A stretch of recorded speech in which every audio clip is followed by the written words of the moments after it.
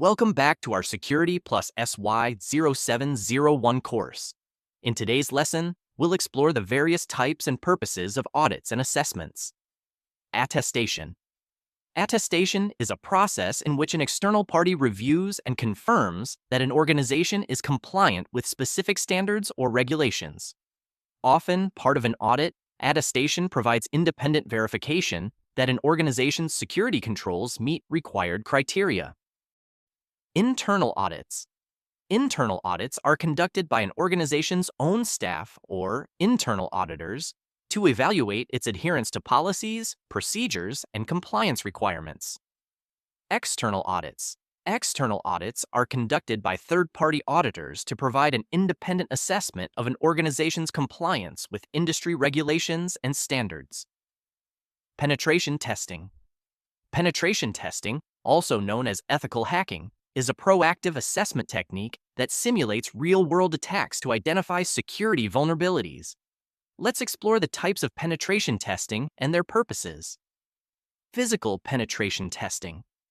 Physical penetration testing involves attempting to breach an organization's physical security controls, such as locks, security badges, or surveillance systems. By testing physical defenses, organizations can identify weaknesses that might allow unauthorized access to facilities or sensitive areas. Offensive penetration testing. Offensive testing involves active attempts to exploit vulnerabilities in systems, applications, or networks. Testers take on an attacker's role, using tools and techniques to gain unauthorized access or disrupt services. Defensive penetration testing. Defensive testing focuses on identifying vulnerabilities from a defender's perspective. Testers assess the organization's existing controls and incident response capabilities to determine how well the organization could defend against an attack. Known environment. In a known environment test, also called a white box test, testers have full knowledge of the target systems, including network maps, source code, or configurations. Known environment tests allow for in-depth analysis, making it easier to identify weaknesses without spending time on initial reconnaissance.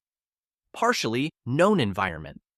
In a partially known environment, also known as a gray box test, testers have limited information about the target, such as user-level credentials or basic system details.